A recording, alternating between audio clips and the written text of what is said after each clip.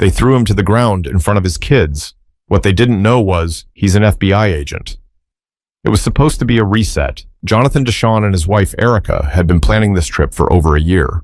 With their hectic schedules, him at the FBI, her running her small dental practice, they barely had time to catch their breath, let alone take the kids somewhere peaceful. But now, they were finally here. Edisto Beach, South Carolina.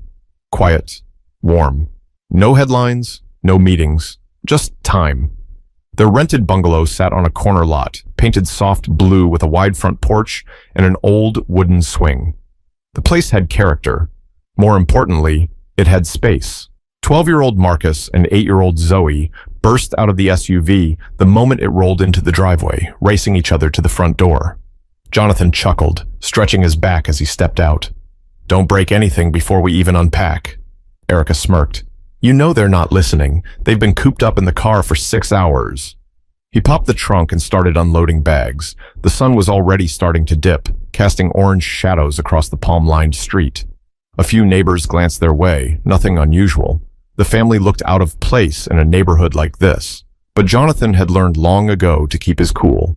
You smile, you wave. You don't give people a reason. "Hey babe, can you grab the cooler?" he asked, holding the door open with one foot. Erica appeared behind him, wearing a long white sundress and sandals, hair tied up in a wrap. She looked tired but happy. "Already got it. Kids pick the rooms. Marcus wants the one with the bunk beds. Go figure." As they unpacked, an older white couple walked by on the sidewalk. They didn't smile, just stared. Jonathan gave a polite nod, nothing back. Erica muttered, "Let it go." "I didn't say anything." "You didn't have to." They kept moving, bringing bags into the house, setting up groceries, even lighting a citronella candle on the porch. Jonathan poured himself a drink and finally exhaled. He could almost feel his shoulders unclenching. That's when he noticed the first patrol car. It moved slowly down the street, too slow to be casual. The officer inside didn't wave, just stared. Then came another one. Different vehicle, same pace, same stare. Jonathan leaned forward in his chair. "That's 2 in 10 minutes. Erica stepped outside, drying her hands on a kitchen towel. "Seriously?" "Yeah." She followed his gaze. Sure enough, a second cruiser crept around the block and rolled to a stop across the street. Jonathan stood up, already uneasy. "I'm gonna take a walk to the mailbox, just to let them see I'm not hiding from anything." "You sure?" "Yeah, I've done this before." He walked slowly, deliberately, didn't dig into his pockets, didn't move fast. He even nodded at the officer behind the windshield. Still, no response. By the time he got back to the house, Marcus was on the porch. "Dad, that cop's still out there." Jonathan glanced again. Now the second officer had stepped out of his car, hand resting near his belt. "You know what?" Erica said, coming outside again. "I'm calling the property manager. This is ridiculous. We've been here an hour." But she didn't get the chance. 2 more cruisers pulled up, lights on. No sirens, just presence. That's when things turned. An officer barked from the sidewalk. "Step off the porch. Hands where I can see them." Marcus froze. Zoe screamed. Jonathan instinctively stepped in front of his family. "This is our rental. We have the papers inside. I'm an agent. Sir, step down now." Guns drawn. No one listening. He tried again.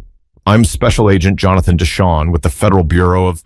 They didn't let him finish. One officer moved in fast, slammed Jonathan against the railing, twisted his arms back, and shoved him into cuffs. Erica was yelling. The kids were crying, but nobody was listening. Erica reached for her phone, but they grabbed her too. "No, I have the reservation. I can show you," she shouted. They cuffed her right there on the porch. Jonathan looked back at his children, eyes wide, mouths open, frozen. That image would replay in his head for weeks, but they still didn't ask the one question that could have changed everything. The whole street had gone quiet.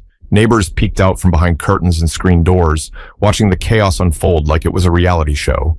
No one stepped in. No one said a word. Erica was pressed against the side of the porch, her cheek on the wood, one officer holding her down by the shoulder. "You're making a mistake," she cried. "Our names are on the lease.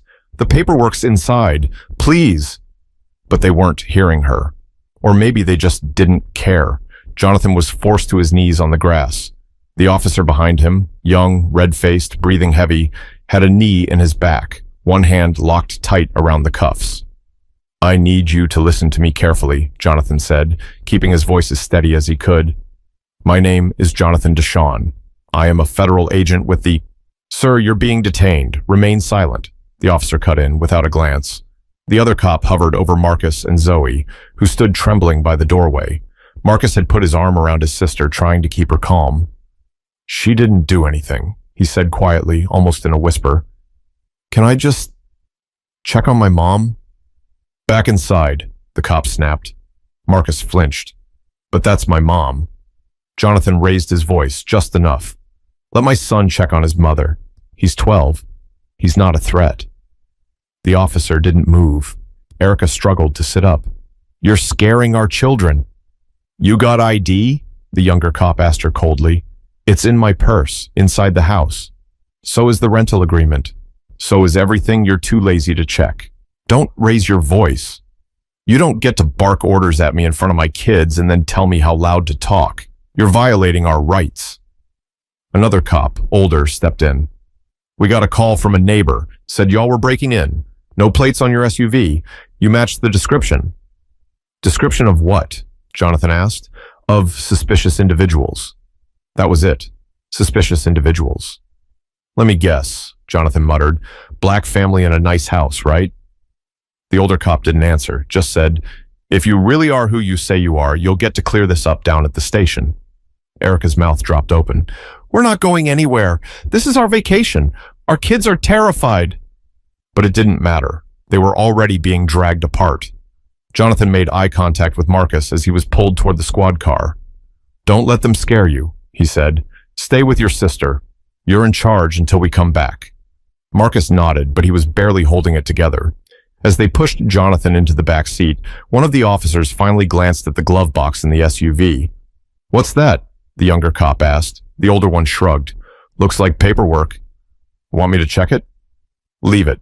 If he's lying, we'll know soon enough." Erica was led to another cruiser. Her sandals were slipping on the gravel, her wrists red and sore from the cuffs. She turned her head, tried one last time. "Please, someone just go inside. The email confirmation is open on the kitchen counter. I printed everything. You can see my name, the owner's name, the rental address." "You'll have your chance to explain," the officer said, as if they were giving her a favor. Jonathan sat in the back of the cruiser, jaw tight, heart thudding, not from fear, but from restraint. He knew how this worked. He had spent years investigating law enforcement misconduct, interviewing families who went through moments just like this. He knew the reports, the excuses, the policies. Now he was in it. He turned to the officer in the front seat. "You're making a serious mistake. My credentials are in the glove box. Left side, leather badge holder. Go check." The officer didn't even turn around. "We'll sort it at the station." Jonathan leaned his head against the window. The kids were still on the porch. Marcus was holding Zoe now. She looked like she wanted to run after them, but didn't know where to go. It wasn't just anger flooding his chest. It was shame. Not for himself, but for the fact that his children were learning something too early, something Jonathan had hoped to shield them from, at least a little longer. But that hope just shattered on someone else's front lawn. But what those officers didn't know yet was that this time they arrested the wrong man. The police station was colder than Jonathan expected. Not the temperature, the energy, indifference, the kind that told him this wasn't the first time something like this had happened here, and probably not the last. He sat on a metal bench, wrists still cuffed behind him. The room smelled like bleach and sweat, and one of the fluorescent lights overhead buzzed every few seconds. No one offered him water. No one told him what he was being charged with. They just parked him there like a bag someone forgot to claim. Erica was in a room down the hall. He could hear her voice through the wall sometimes, sharp, angry, clear. She was asking questions, demanding explanations, but no one gave any. A young officer walked past the open doorway and stopped. Couldn't have been older than 25. "You the FBI guy?" he asked, standing in the doorway like it was a joke. Jonathan looked at him carefully. "Yes, Special Agent Jonathan Deshawn, out of the DC field office. My credentials are in the glove box of the black SUV you towed." The kid blinked. "Why didn't you say that earlier?" "I did," Jonathan replied flatly. "More than once." The officer shifted, awkward now. Let me, uh, let me check with someone. He disappeared. A few minutes later, a sergeant walked in. Mid-50s, stocky, face hard to read. You say your badge is in the car? Jonathan nodded. Glove box, left side, black leather holder, bureau seal on the inside flap. The sergeant didn't respond. He just left the room. 10 minutes passed, maybe 15. Then came the sound of shoes hitting the hallway floor. Quick steps. Another officer appeared, same kid as before. This time, his face was different. They had checked. They had found it. Agent Deshawn, sir? Jonathan didn't move. The officer stepped in slowly, like walking into a room he had broken something in. We found your identification. I just wanted to apologize. This was, a miscommunication. The call we received... Stop, Jonathan said quietly. Don't say miscommunication. Don't insult both of us. The officer swallowed hard. I'll see if we can get those cuffs off. Now you're thinking. A few minutes later, Jonathan was sitting at a small metal table, wrists free, fingers rubbing the soreness out of his skin. Erica walked in, arms crossed, lip trembling, not from fear, but fury. She sat beside him. They tried to tell me it was a mix-up, she said, that the neighbor thought we were trespassers, said they were just doing their job. Jonathan looked down at the floor. Their job, huh? A tall man in a button-up shirt and slacks entered. He wasn't in uniform. Probably someone in charge. Maybe the chief, maybe not. Didn't matter. He sat down across from them, didn't offer a name, didn't apologize. We've confirmed your identity, he said, like he was announcing the weather. Jonathan stared at him. Took you long enough. You have to understand, when we receive a call from a resident in that neighborhood... No, I don't, Jonathan said, cutting him off. You don't get to blame the caller. This was on you. You had 4 armed officers, 2 vehicles, and a rental agreement sitting on the kitchen counter. You didn't even ask for it. The man cleared his throat. Given the situation, I'm willing to have the charges dropped and ensure... There were no charges, Erica snapped. We didn't commit a crime. He nodded slowly, trying to hold on to whatever authority he thought he had. We'll release the vehicle to you, of course, no tow fee, and we'll... Don't try to buy us off with waived fees, Jonathan said. That won't fix what you did in front of my children. Silence. Then Jonathan leaned forward, voice calm but pointed. Let me explain how this is going to go. First, I want a written report of everything that happened tonight, including the responding officers' names, badge numbers, and body cam footage. I also want the 911 call transcript. Second, I'm calling my supervisor in DC as soon as I walk out of this building. Third, you're going to explain to your officers how close they came to ruining their careers. The man stared back, unsure what to say. And one more thing, Jonathan added. My kids are still sitting on a porch alone in a town where their parents were just arrested for existing. You don't just get to move on. But as they stood to leave, Jonathan knew this wasn't over. It was just starting. Back at the house, the street was nearly empty. The sun had long set. Porch lights were on. Curtains were shut tight. But the silence? That stayed. Marcus sat on the steps, Zoe curled up under his arm, still wearing her unicorn hoodie from the road trip. A duffel bag had been turned into a makeshift pillow. He hadn't moved since the cruisers left. He didn't know what else to do. When the SUV finally pulled back into the driveway, he jumped to his feet. Zoe blinked awake. Dad! Marcus ran forward. They brought you back. Are you okay? Jonathan stepped out of the passenger side. He didn't smile, just bent down and hugged his son, tight, hand on the back of his head. I'm all right, he said softly. You did good. You looked after your sister. I'm proud of you. Erica came out next, crouching to scoop Zoe into her arms. Baby, I'm so sorry. Did anyone come by? Anyone say anything? No, Zoe said, her voice small. It got real quiet after they took you. Marcus added, one neighbor came out, stood across the street, didn't say nothing, just watched. Jonathan looked up. The same house had a porch light still on. A silhouette moved behind the window. A man, maybe mid-60s, maybe the caller. But now, he was pretending none of it had happened. Jonathan opened the front door. Everything inside was just as they'd left it. Grocery bags still on the counter, towels on the backs of chairs, TV frozen on a paused cartoon. He walked over to the table and picked up the rental paperwork, right there in black and white. Erica's name, confirmation number, check-in date, just like she said. His fingers tightened around the paper. "I'm calling DC," he said. "Now." He stepped out onto the porch and dialed. The number went straight through, director's line. "Yeah, it's Deshaun," he said when the assistant picked up. "I need a direct patch to Ops, South Carolina, small town called Edisto, civilian complaint incoming, multiple officers involved, body cam footage requested, and I want it flagged before it disappears." He paused, listening. "No, this isn't work-related," he said flatly. "It's personal. They came after my family." Back inside, Erica set Zoe on the couch and poured her a glass of water. "You all right, baby?" Zoe nodded slowly. "Why did they do that? We didn't do anything wrong." Erica sat beside her, took her hand. "They were wrong, and it's not your fault. Never think it is." Jonathan came back in, rubbing his forehead. "They've already got someone working the case," he said. "I requested the audio from the 911 call. I want to hear exactly what was said and how it was said." "Think it was that guy across the street?" Erica asked. Jonathan glanced through the front window.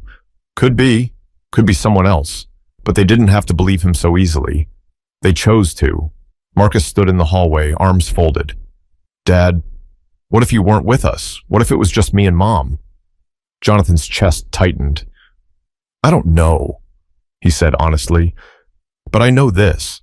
We're not staying silent about it." Later that night, while Erica got the kids ready for bed, Jonathan sat at the dining table alone, laptop open. He began writing everything down. Every word spoken, every action taken, every mistake made. He had written dozens of incident reports in his career, but this one felt different.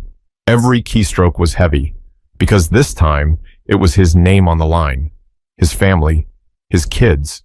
He didn't write it like an agent. He wrote it like a father. Outside, a soft knock hit the front door. Jonathan stood up slowly, glancing through the peephole. The young officer from earlier, the one who first laughed off his credentials, stood there, holding Jonathan's badge holder in one hand. Jonathan opened the door partway. The officer shifted awkwardly. "I wanted to return this in person. Didn't feel right sending it back through the department." Jonathan didn't take it yet. "Didn't feel right?" The officer nodded. "I saw the footage. I saw how we looked. He paused. "I wanted to say I'm sorry." Jonathan studied him for a long second. "That's a start." He took the badge, closed the door quietly, and locked it. Back in the living room, Erica looked up from her phone. "Was that someone from the station?" "Yeah," Jonathan said. "He brought the badge back." "Anything else?" Jonathan sat down next to her. "Yeah, he finally saw what we saw. But the truth is, seeing it isn't enough. Not if nothing changes after." The next morning, Jonathan's phone rang before sunrise. He stepped outside to take the call, pacing slowly across the front lawn in socks and a t-shirt, watching the fog rise off the pavement. It was his supervisor from DC, Director Carmen Vale, voice tight, concerned. She wasn't calling as a boss. She was calling as someone who knew the storm that was coming. "I read your report," she said. "It's something." Jonathan didn't say anything. "You want us to take this public?" she asked. He took a deep breath. "Not yet. Let me give them the chance to do the right thing. But I'm not waiting forever." "All right. But heads up, word's starting to spread. Local reporters caught the arrest on a neighbor's Ring camera. The footage is already bouncing around social media." He stopped walking. "How long ago?"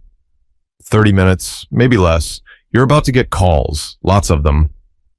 And she was right. By the time he stepped back inside, his inbox had exploded. Emails from civil rights attorneys, activist groups, former colleagues, even an old professor from Quantico. All of them saying the same thing. "We saw it. We're behind you. What do you want us to do?" Erica walked into the kitchen in leggings and a hoodie, hair tied back, phone in hand. "You see the clip?" she asked. "Yeah. It's already got 100,000 views. Local outlet in Charleston picked it up. People are in the comments trying to figure out who you are." He shook his head. "They'll know soon enough." By 10 a.m., the local police department issued a brief statement. "We are aware of an incident involving officers responding to a citizen call about suspicious activity. We are conducting an internal review. No apology, no names, just vague PR speak. They're trying to get ahead of it, Erica said, without admitting anything. Jonathan opened his laptop. They'll admit it, one way or another. He drafted an official letter to the Edisto Police Department's Internal Affairs Office. 3 pages, bullet points, exact timestamps, mentioned the badge, the credentials, the kids, the refusal to investigate, the abuse of force. Then he copied it to the FBI's Office of Professional Responsibility, just in case. A knock hit the front door around noon. Erica opened it. This time, it wasn't a cop. It was the man from across the street. The one who'd stood by his window the night before. Pale skin, khakis, golf shirt tucked in. Probably retired. He looked like a guy who ran the HOA. He stood there stiffly, hands in his pockets. I wanted to come over, he began. I saw everything last night. Just wanted to say, sorry, I guess. Erica stared at him. Was it you who called the cops? He looked away. I wasn't sure what was going on. You know, we don't get many rentals on this block. It's a quiet neighborhood. Jonathan stepped in behind her. Let me get this straight, he said calmly. You saw a black family unloading groceries into a rental. Heard no shouting, saw no weapons, no broken windows, and your instinct was to call in a felony. I didn't mean for it to go like that. But it did, Jonathan replied, and the next time it happens, and it will, you better think real hard about what you're afraid of, because it sure as hell wasn't us. The man didn't respond, just gave a quiet nod and walked back across the street. Erica closed the door behind him. Coward, she muttered. Jonathan exhaled through his nose. Let him live with it. That evening, he got a call from a local journalist, then 2 more. By nightfall, a national outlet had picked up the story. They'd identified him by name. FBI agent detained in South Carolina vacation arrest. The footage was everywhere now. He sat down at the kitchen table, kids playing a board game nearby, and stared at his phone. You gonna talk to them? Erica asked. I think I have to. You're not just doing this for us, are you? He looked at her. I'm doing it because the next family might not have a badge in the glove box. But deep down, he knew this wasn't about his title anymore. It was about his voice, and whether or not he'd use it. 3 days later, Jonathan was back in Washington, seated in front of a long oak table under buzzing lights in a press conference room he'd visited many times, but never like this. To his left, 2 civil rights attorneys. To his right, a representative from the FBI's Office of Public Affairs. Cameras clicked as reporters filed in, murmuring and adjusting mics. This wasn't part of the vacation plan. He cleared his throat, leaned toward the mic, and spoke. My name is Special Agent Jonathan DeShawn, 17 years of federal service. And 3 nights ago, I was thrown to the ground in front of my children because a neighbor thought my family didn't belong in the house we rented. The officers who responded didn't ask questions. They didn't check our ID.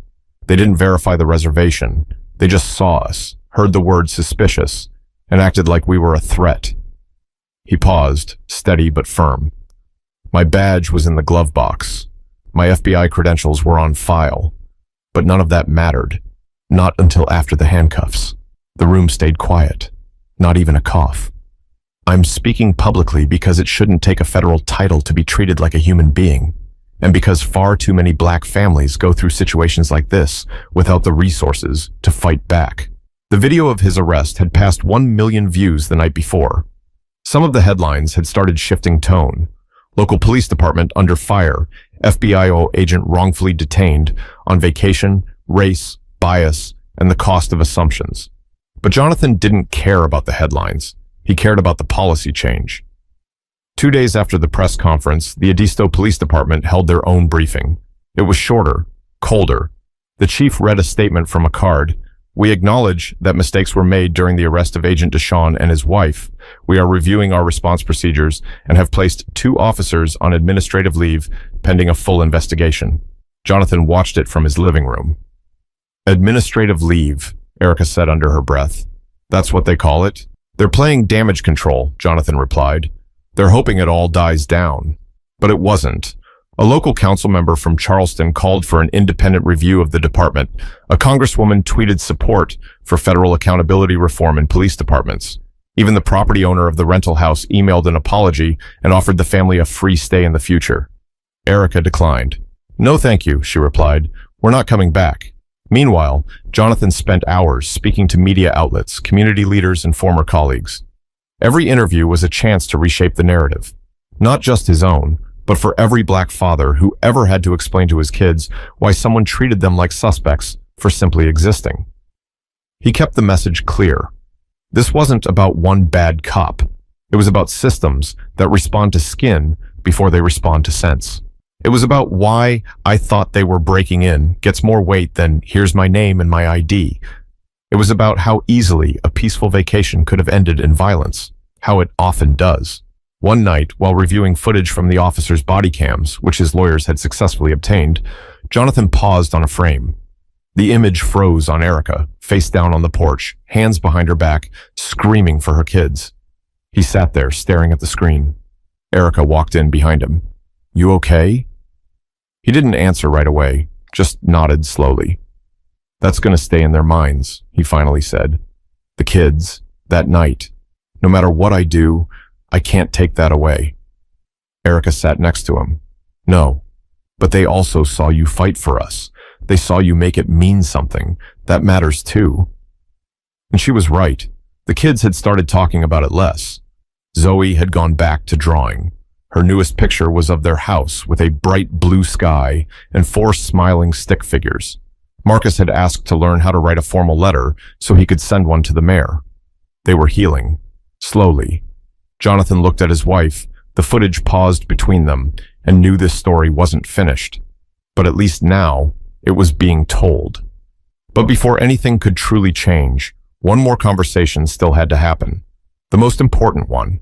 The night before school started back, Jonathan sat out on the back porch with Marcus. The stars above DC were barely visible through the light haze, but they sat in silence anyway, just father and son, sharing space. Marcus held a glass of apple juice. He didn't look at his dad when he asked, "Why'd they think we didn't belong there?" Jonathan let the question hang in the air for a second. He didn't rush the answer. Because sometimes people are taught to believe certain folks aren't supposed to be in certain places, he said gently. And when they believe that long enough, they stop asking questions. They just react. Marcus nodded, quiet. But we didn't do anything wrong.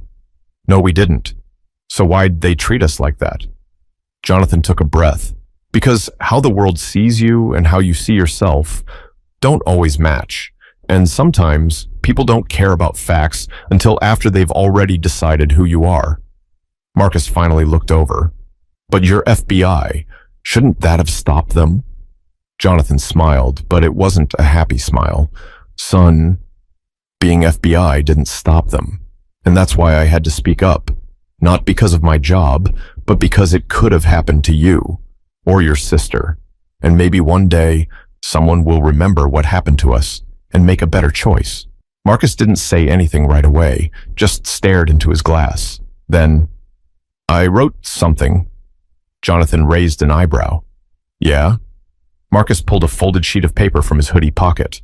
It's for my English class. The teacher said we could write about our summer.